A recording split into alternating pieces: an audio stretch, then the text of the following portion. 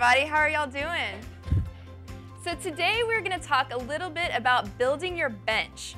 And Paula said something this morning too that's another great way to say it. Have an air in your spare. So we can't really just wait around and hope that all of this steam that's behind CTE continues if we don't have people to help fuel that, if we don't have people in the driver's seat within our leadership. And one of the main reasons that I chose to talk about this today too is if you look at the front cover of your lovely and wonderful program, all those awesome pictures of all those future leaders, but it takes some people to guide them and develop them and show them that they can be leaders. So we're going to talk a little bit primarily today about you. What do you have that's more important than anything else that you can give to other people? It's the value you find within yourself, and it's also your time. Because all of you know that are sitting here today, time is our greatest resource, and what we choose to do with that time speaks volumes about who we are. So we're going to talk today about how you can give your time to other people and help guide them and help them become the leaders that you know that they can be. So I want you to think just a little bit, what makes you awesome? I grew up again in the South. And one of the things that we never really did was toot our own horn because that was rude. You never did that. So my first job interview, I'm like, oh my God, someone's asking me what makes me awesome and what my strengths are, and I don't know how to answer that because I've always been told not to brag about myself. Did y'all feel that same way too, where you're like, what do I'm not supposed to brag about myself? So think for just a second, what makes you awesome? I want you to turn to your neighbor and be like, I'm awesome because. I'm being for real. Tell them why you're awesome.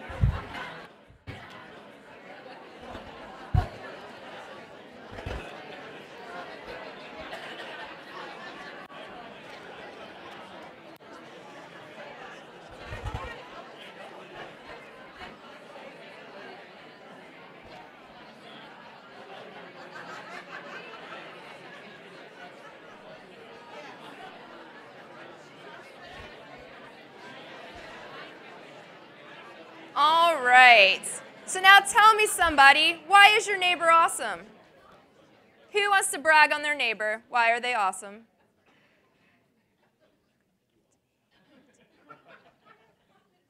Why is your neighbor awesome? She's a multitasker. She's organized. People person. He's been around forever. And I am so glad you said that, because today we are going to talk about those awesome people that have been around forever and what they need to do to help the people that have not been around forever. You cannot take that knowledge with you and leave us. You must give it to us. So what makes you awesome? I want you to think about that and then figure out a way for you to convey that to someone else. You need to find someone that either maybe needs help with that skill, or just need some fine-tuning, or someone that you can partner up with and help them be the best person they can be, because that's what mentoring is. It's helping someone figure out something within themselves that they didn't know before or they didn't know was possible. And we really need to do that. As Paula was reading some of those statistics, that is wonderful. CTE is on the forefront of so many things, but if we don't have people driving that bus, what's going to happen? Other people are going to make our choices and our decisions for us, and they're not going to necessarily take into the practice of CTE that you guys have to deal with every single day. So we need to make sure that we have that continuation of leadership within career and technical education. I just have a couple of books up here that I would like to suggest. One of them, one of my girlfriends does not like because she's not go women power necessarily, and so she kind of takes offense to some of the things in it. So take it with a grain of salt. But Lean In is primarily for women that are looking to establish some different things within their career and help develop those leadership skills within themselves, but most importantly to self-advocate, because so many times we let things unfortunately happen to us either because someone else is making choices or decisions, and it kind of just gives some framework on how to have those conversations with supervisors, conversations with partners, to try to figure out what is best for you as a person in developing your career. And then also with John Maxwell, some of you probably have read some of his leadership books. I know they're used in a lot of different management classes. He also has a mentoring book out now, too. It's Mentoring 101. And this goes back to our what makes you awesome in our last statement. So if you'll just read that sentence for me real fast. What if you spent your entire life achieving, but never shared your wisdom with anybody else? Don't let success end with you. So making sure we continue on that legacy and that you're always finding somebody that you can help along the way. And I'm sure you all really know the importance of mentorship already. But for me, these are just some of the things that happen to me personally that I feel so much better because of the people that were there to guide me along the way. And the first is the empowerment. And you're going to understand why empowerment is so important when I talk about someone in a minute. But a lot of times in leadership, and especially with some of your students, if they don't see someone that A, looks like them, comes from where they come from, different things like that in a position, they're not going to feel that they can do it either because they need that modeling. So it's really critical and really important for you to look for those young leaders and let them know that they can do it. And this will become important too as I talk a little bit about our ACTE Board of Directors and how we're looking for fresh and not necessarily young, but just fresh minds, fresh ideas, people. We're recycling the same leaders over and over again. So just think about that. You're amazing. You're awesome. What do you have to give to other people? And then empower them to do the same. Shared wisdom and advice. With mentorship, what's amazing is that it's not like your mother-in-law who gives you that advice that you just don't want. And if you're a mother-in-law, please don't take offense to that. But I don't have kids yet, so I'm just waiting for that day and all the advice and wisdom that's going to come with that from my mom and her. And so with that, though, when you have a true mentorship and a true partnership, that advice and that wisdom is always welcome because that person trusts and respects you, and they know that you've been there and you would never lead them down a road that is not perfect and wonderful for them to be successful. So think about that. And this is the biggest one related to those statistics that we heard from Paula. The continuation of a program and strengthening that program. I have a lot of teachers right now that are thinking about retiring, and I might not be able to find a teacher to replace them. What then happens to that program? What happens to those students that are no longer going to get those skills? Because I don't have a qualified instructor. So we really need to think about that before that's too late, and that goes back to the air in your spare, who's on your bench. Who can take up the slack if you're no longer there? Same thing with if you get a promotion, if you move up, if you go to the state agency, who is going to continue your program? And for me, this was the biggest. You spend so much time and so much energy. Your program is your baby. You leave. You see that person. You need to encourage them along and help guide them because it's their program now, but they need that continuation of that wisdom and that advice. So always be thinking, what would happen to my program if I were no longer here? Who can I try to tag as my replacement? Then also the continuation of the vision is so key and critical because as you're working with that person, that vision can continue if you get them looped in and involved in the process. If you don't, I'm sure so many of you have been on boards and committees where you're like, well, what are we doing now? Oh, the president's not around anymore. Okay, let's start something different. It's a vicious cycle where nothing gets done, right? So making sure that we have that continuation of that vision and you get people involved. So really there's three kind of critical people that I'm going to talk about today. And I'm not sure who said it, so I'm probably plagiarizing. But there's three people within your professional career that can help you seek meaning and help you feel that you're leaving that legacy that we talked about earlier. And so the first one is what we call the walk ahead. So your walk ahead is your person that blazed the trail for you, that identified different ways for you to get involved. And you're going to see in a second why I chose this topic and who my walk ahead is. So for me, my walk ahead is Miss Jean Kyle. Snaps for Jean Kyle. Thank you. Where is Jean? Oh, she's over there hiding from me. There she is. There's Jean. So in case you don't have the utmost honor of knowing Miss Jean Kyle, Jean was the business education vice president for the ACTE board while I was a newer teacher. And you're going to laugh at this. So I taught for 4 years, and then they decided that I should run business ed for the state of Georgia, and I was like, okay. And I had teachers that were like, girl, I have shoes older than you, but that's awesome. Jean was my walk ahead. Jean didn't see that as an issue. Jean never said, I have shoes older than you. She said, you're young, you're fresh, let's go. She's like, I'm going to find a place for you on my policy committee. I'm going to help you, and we're going to make change happen. Continuation of that vision. So it's so critical that you have someone that you can rely on that also brings you along. And this is what Jean did for me too. She introduced me to the right people. And she even did that this morning. She's like, have you met blah, blah, blah? Here, come meet blah, blah, blah. Blah, blah, blah, blah, blah, blah. And I was like, Jean, you're so awesome. Thank you so much. And with this, with your mentor, with the person that comes ahead of you, they already know who the key contacts are. They know who's important within your content area.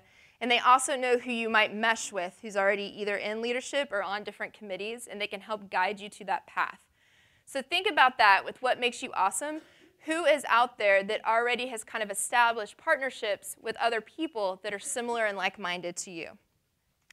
And so Jean got me involved in her policy committee for the business ed division, and I got to be the new ideas chair, AKA, you're young and you'll do anything.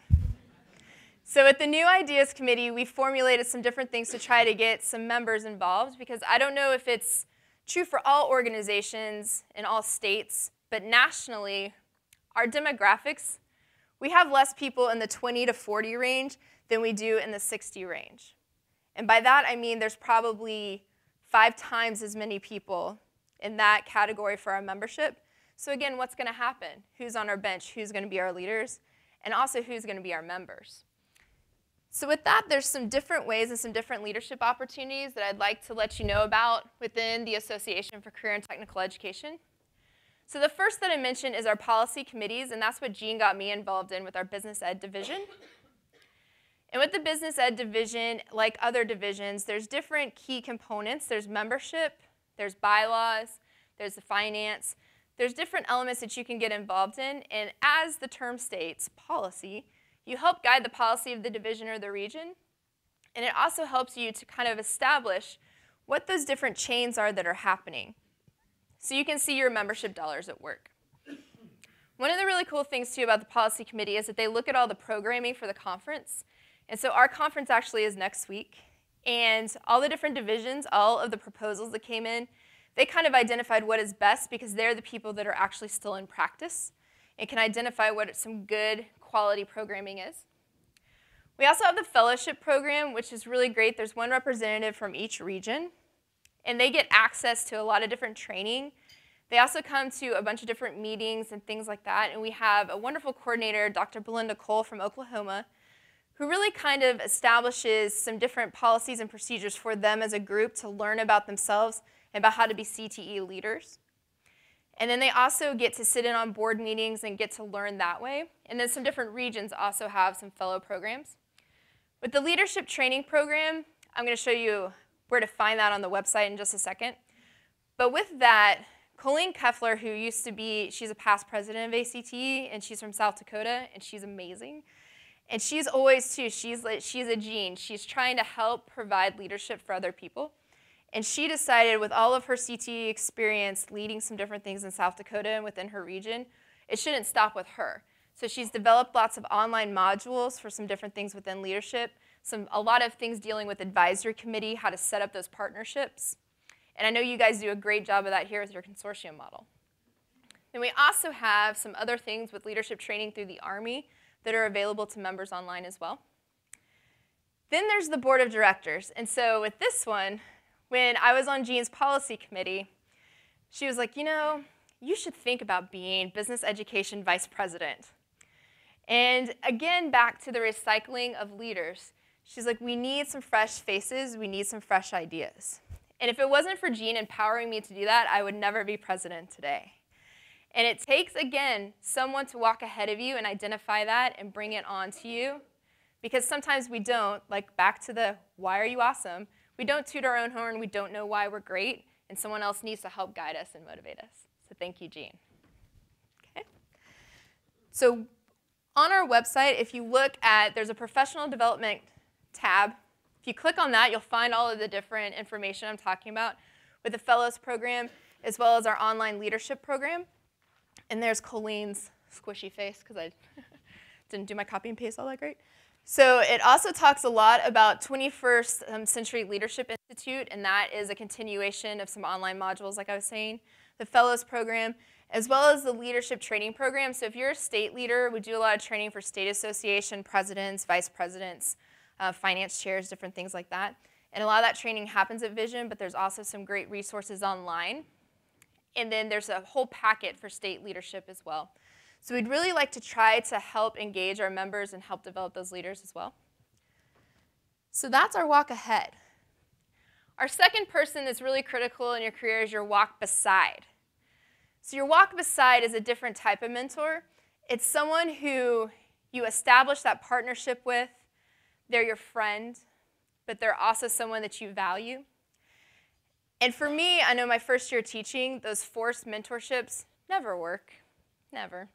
I had a mentor whenever we had PD, and the principal was like, spend time with your mentor. We'd sit there and stare at each other, not really knowing what to talk about, because she was a science teacher, I was a business teacher. She didn't really think we had anything in common. And so it was just difficult. And also for me, I went to Catholic school my whole life, and so my first day in a public school classroom was my first day teaching, because I went through alternative licensure, because business was a critical need area, so I'd never student taught. And I'm like, mentor, I need you. Please, please come to me. So my prayer was answered. And my walk beside my constant and steady mentor is Miss Cindy Green. And if you're in business education, you might know Cindy Green. She is our former president of our National Business Education Association. And she had Jean's job in Georgia before I did. So my first year teaching, we had these things called program reviews tied to our Perkins funding and some different things like that. And so she had come out to my school. It was homecoming week, I remember, because I was dressed up, and she made fun of me. But with that, as soon as I met her, I was like, this is the person that I know is going to help me. She's not the forced mentor that my principal's trying to make me talk to that doesn't have anything in common with me. It's the person who I want to be, someone I want to emulate, someone who has that shared knowledge and wisdom that I want. And luckily for me, she felt the same way. She was like, here's someone young that I can get on my bench. She might not be ready now, but she might be ready later. So with Cindy, what was amazing with her is that she really helped get me involved in different committees with curriculum writing.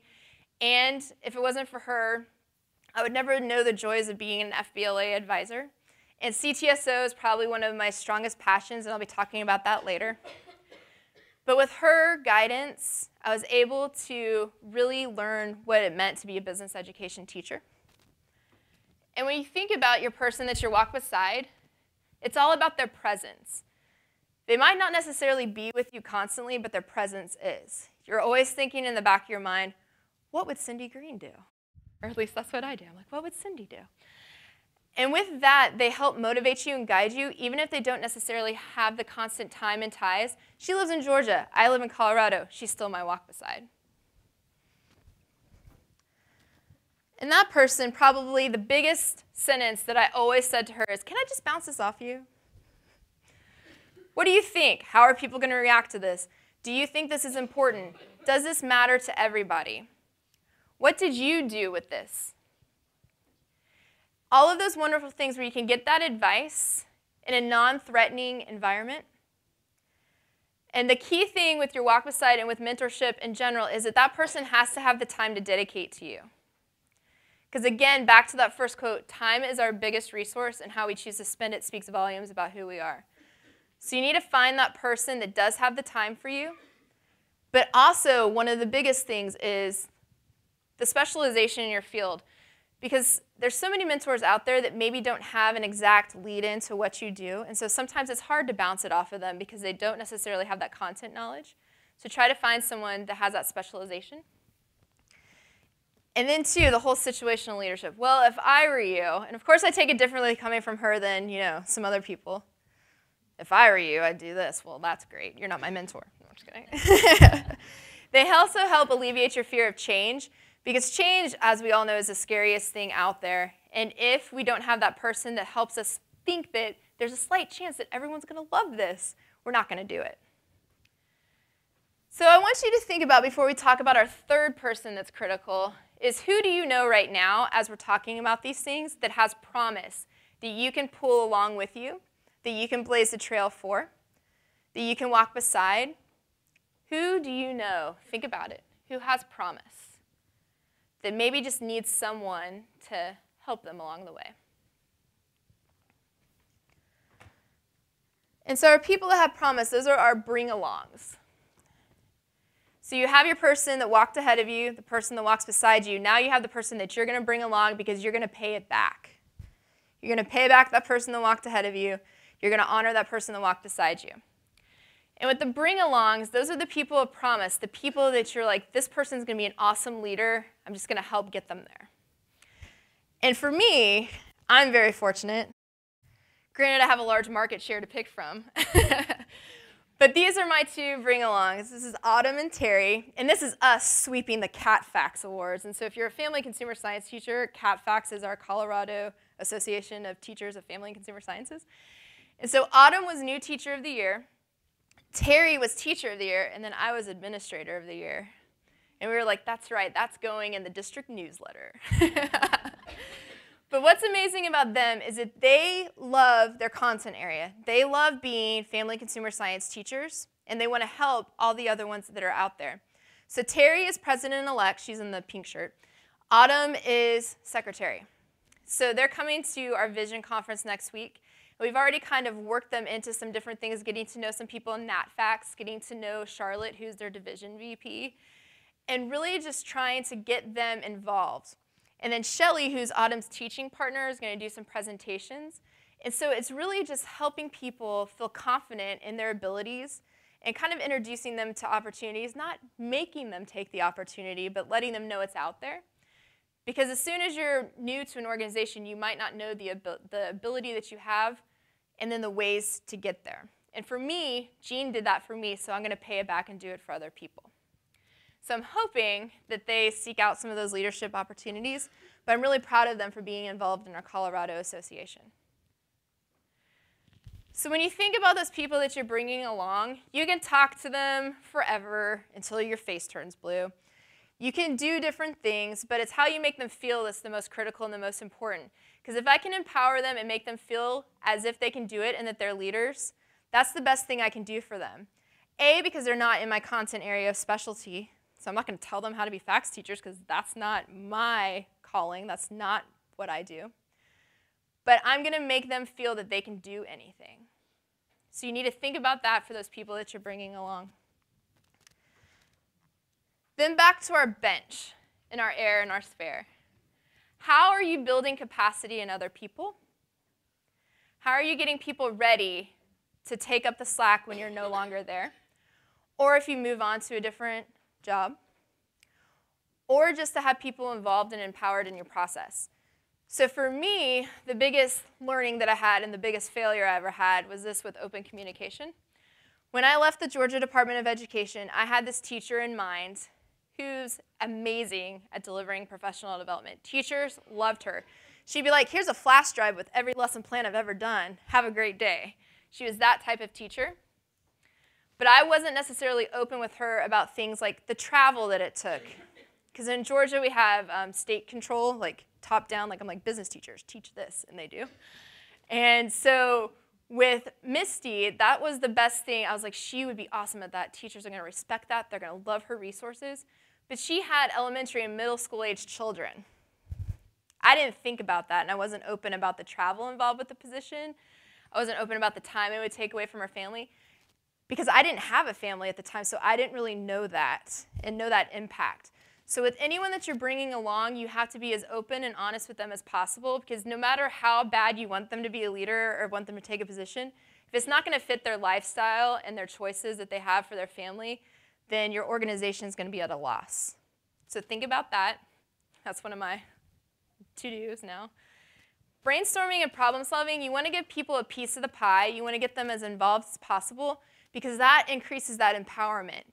And for me, this is probably my biggest issue too, because there's so many things where I'm like, this is a great idea. You need to listen to those other people's ideas too, because if you want them to be leaders and you want them to give back to the organization, it's critical that they start thinking now, and they're not always doing, like in my mind, when I'm like, what would Cindy do? That's great what Cindy would do, but what would I do too? So making sure that they understand that you're giving them that shared wisdom and that advice, but you want them to brainstorm and you want them to be problem solvers. The valuing people piece is the most important, because I think that no matter what, people need to feel that they have that safe place. And this is just like your students. They need that safe place to fail. They need that safe place to make sure that they have someone there that has their back and that they always feel valued. And then the last one with the shared responsibility, this is probably my biggest weakness because I'm a control freak. So for me, I have a lot of high schools. And two, they're kind of siloed, where there's a family and consumer science department chair, a business department chair, skilled trades department chair. There's department chairs all over all these high school buildings. And I'm like, that doesn't work for me as a CTE director. I'm like, I need one point of contact in each school that can help me wrangle up all those people and build that capacity. So for me, letting go of that control and having one person per building that was seen as the authority on CTE in their building was one of the best things that I ever did, but one of the scariest things I ever did too, because they're going to answer questions for you as if they know what your answer would be. So trying to build that shared responsibility and having the courage to accept the fact that you are trusting someone to be your eyes and ears and to speak for you is one of those critical leadership pieces that I think that we all learn from that, and it's all wonderful, but we have to give people that chance, because then they can never go to that next step if they don't feel that they have that safe place to practice. So, if you would, again, turn to your lovely neighbor and talk about some ways that you're already building capacity in others. What are you doing either with teachers in your building, with your colleagues, with your students? What are you doing to try to build that capacity? Are you showing them how they can be leaders? So think about it for a second, turn to your neighbor. How are you building capacity in others?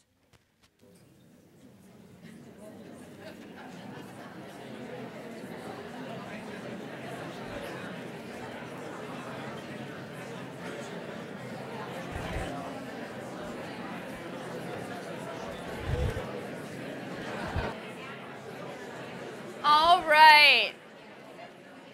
So who has some ideas of how they're building capacity in others that wants to share? What are you doing to inspire and motivate other people to bring your bring-alongs? Right? People need to, and I don't know the research, but I think you have to hear something like 5 times before you even think that it could be possible, let alone actually put it into practice. So that constant reinforcement, because they might not be getting it anywhere else except in your classroom. Anything else? And I have excellent teacher wait time. That was an idle threat. No, I'm just kidding. Anything else you can think of how you're building capacity in others? Colleagues, students, your family, your kids. How are you building capacity in anybody?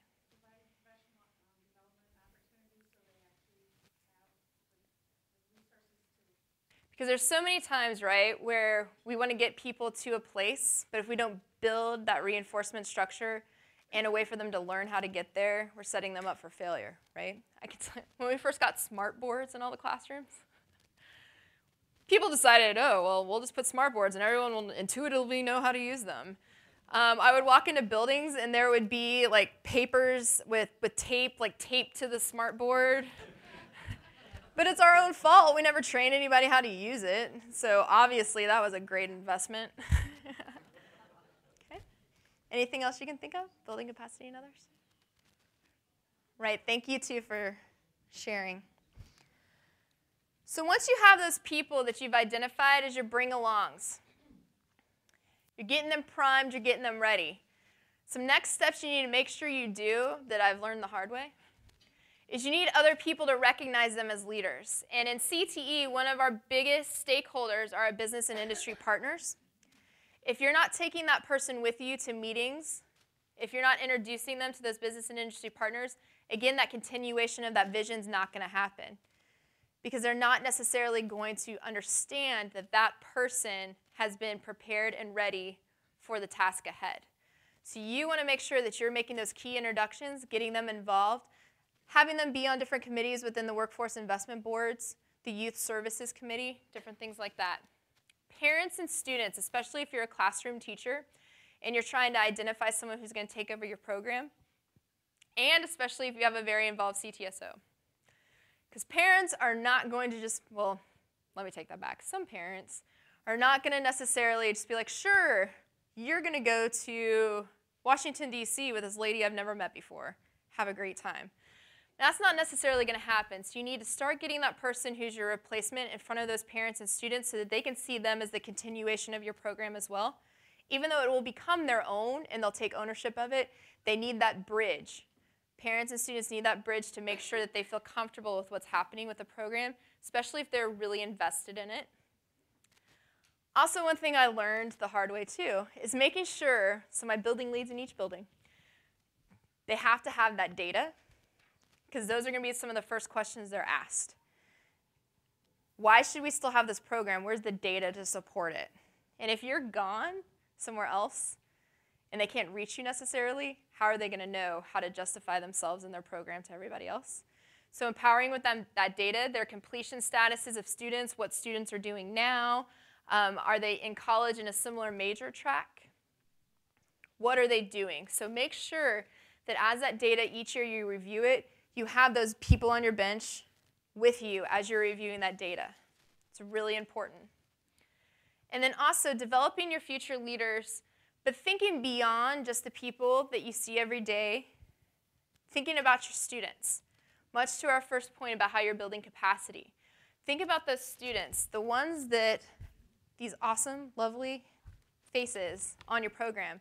How are you shaping the future? What are you doing to build the capacity in these people so that they can start thinking that they are awesome? And one of the ways we do that is with our CTSOs.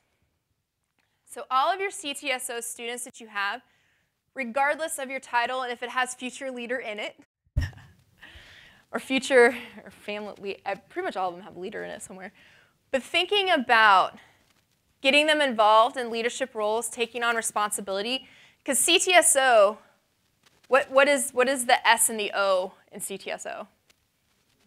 Student organization.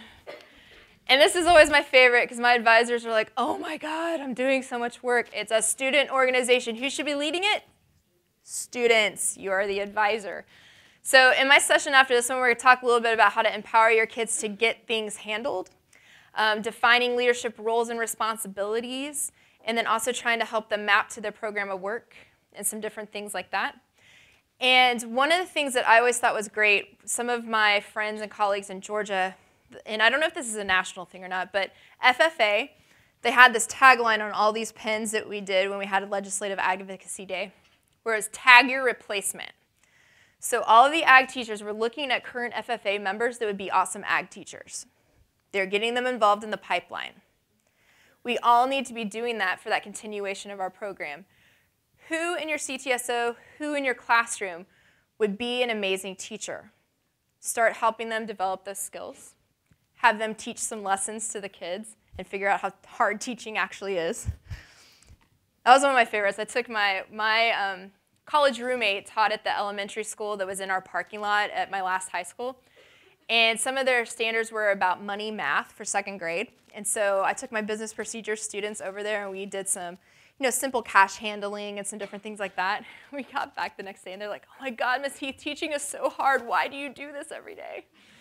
And I was like, thank you for that validation. It was so wonderful. But really showing them and getting them in those situations, because otherwise they're never going to learn if we don't put them in those situations. So with CTE, one of the most important and critical things we can do is realize that we are a whole team. And that was one thing within my new school district that I'm with, the whole kind of siloed fragmentation that we had. I'm a business teacher. You're a tech ed teacher. I'm a FACS teacher. They weren't a CTE cohesive unit. So one of the things that is really critical and really important when you're mentoring and bringing along people is have them realize that they are part of a profession that's greater necessarily together than we are apart and siloed.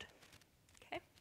So we want to make sure that we realize that and that we have all these wonderful individual stars, but we're only as good together to reach that common goal and to reach those statistics and have those people really looking to CTE to be on the forefront.